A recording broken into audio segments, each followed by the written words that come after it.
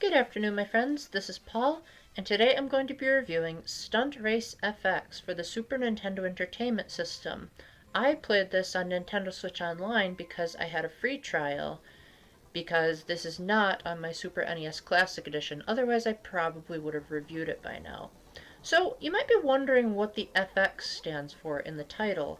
Well, actually, it's the name of the technology that allowed for this game's 3D graphics to be possible, which was known as the Super FX chip, which was first introduced in the original Star Fox, and it allowed Super Nintendo games to have full 3D environments and effects, as opposed to the simple Mode 7 rotation in games like F-Zero and Super Mario Kart. So, as a result, Stunt Race FX has some of the most impressive animations, backgrounds, and details on the Super Nintendo. You've got details such as seagulls flying above you, sparks racing from your tracks, different camera angles, stuff happening in the sky, etc. As a result, the game definitely looks like a technical marvel for its time, but it comes with two major hiccups. The first being the frame rate. This game can really chug at times.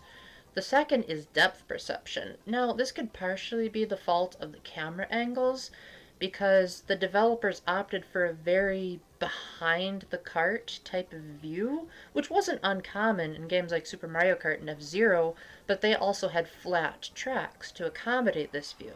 This game, on the other hand, has full dips and peaks and hills, and so you're not on a flat surface a lot. And so as a result, when a hill is coming, it feels like you're about to run into a wall.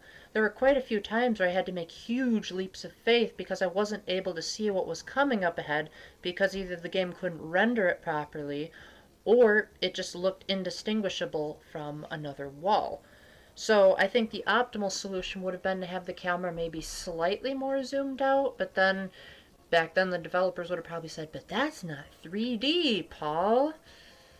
Also, because this is early 3D, this might give certain players a headache, especially if they don't like the 3D special stages in Sonic 2. They're probably not going to like this very much either, because when you can't have true 3D, sometimes it can really mess with the eyes.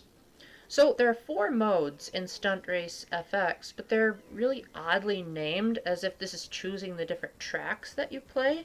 You've got Speed Tracks, which is the Grand Prix mode, Stunt Tracks, which is the collect all the stars in a time limit mode. Then there's the Battle mode, which is where two players face off against each other.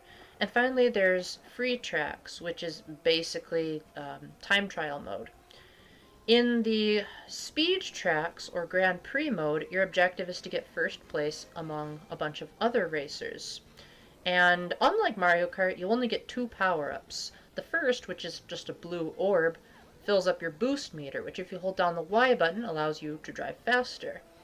However, if the boost meter runs out, make sure you're still holding the accelerator button, which for me was the B button, otherwise your truck is going to come to a dead halt.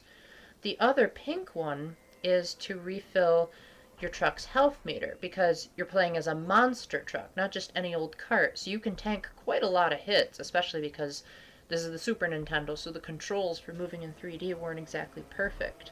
Just keep collecting those, and you can run into stuff as much as you want. In fact, only once when capturing this footage did my truck ever get destroyed, and when that happened, for some odd reason, the game put me into reverse, so thankfully, because it doesn't happen very often, I didn't see it as that much of a concern, so it really shouldn't be for you unless you're really awful at these types of racing games. In the stunt races, you have to collect stars, more accurately balloons, on a very linearly designed track. The problem is the controls. It's extremely hard to position your truck in 3D space to be able to grab these power-ups, especially when the courses feel like they would be more appropriate in, say, a 2D platformer like Excite Bike, maybe. In fact, one of the arenas I think was actually based off of the Excite Bike arena, and I think it would have been a lot more fun if perhaps the game had opted for a more classic view like that game. As it stands, I wasn't able to complete a single one of those stunt tracks. And I think it messes with the flow of the game, because this is very much designed to be a racer, and stopping the pace so that you can collect stuff I don't know, I feel like that's more something like a 3D platformer should be attempting as opposed to a racer. You have two difficulty levels, Novice and Expert. When you're playing the Grand Prix, you select one or the other, and that'll give you 4 courses plus a bonus minigame where you play as a tractor. That was also stupid hard because the tractor controls even worse than these other cars. The good news is that this game pulls a little bit of an early Mario Kart 7 on you and allows you to choose your truck. And, unlike a lot of other racers on the Super Nintendo, it actually tells you the statistics of the truck. So you can basically express your personality really easy. The one that I chose not only is in a nice shade of blue, but I also found that it was the easiest to control, and I consistently got first and second place in pretty much all of the novice tracks. The expert tracks, I tried the first one, and it was easy in terms of the course design, but hard as in trying to master all 3 laps. Because you have a timer on the upper right side of the screen, which refills a little bit if you drive through a checkpoint, but otherwise, if your time runs out, then you're going to get an automatic game over. You only have 2 reserve trucks, which is shown on the bottom right, and if you lose, then you have to go all the way back to the start. Unless you're playing on Nintendo Switch Online like me, in which you can just use the rewind feature. Speaking of which, that rewind feature is really going to come in handy if you choose a mode that you don't like. Because if you choose something and you want to go back to one of the other modes, the game requires you to literally reset to back out. So if you just rewind back to the title screen, that should alleviate a lot of problems.